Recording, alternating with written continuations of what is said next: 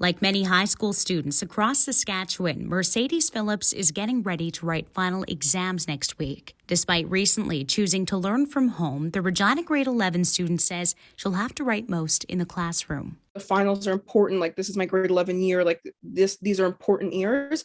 But it does feel premature. It does feel like a bad decision to go in. Last week, Regina Public Schools recorded 526 COVID-19 cases, including ones at all 8 of its high schools. Still, Regina Public tells CBC News at this point no changes have been made to the way it will conduct final exams. Students who have been mostly going to school will write exams in person.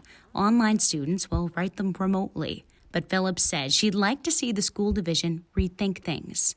I don't think people are going to risk taking a 0 on everything, right? So we will have to be exposed and we will have to go in for the sake of education.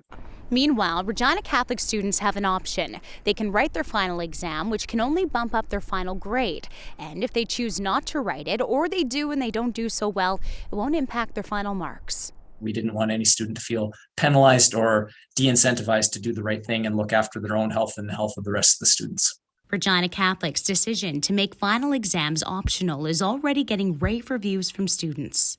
Takes out the stress and anxiety, the anxiousness from your exams. Kind of just makes it fair for everyone that isn't also able to take the test, like people who got COVID and things like that. I think it's pretty good for like the situation we're all in right now. Another huge weight just taken off of my chest, because I know that technically if I don't want to take any of my finals, I can just leave it right now and I can just not come to school for the rest of the semester. In East Central Saskatchewan, the Good Spirit School Division has done away with final exams altogether.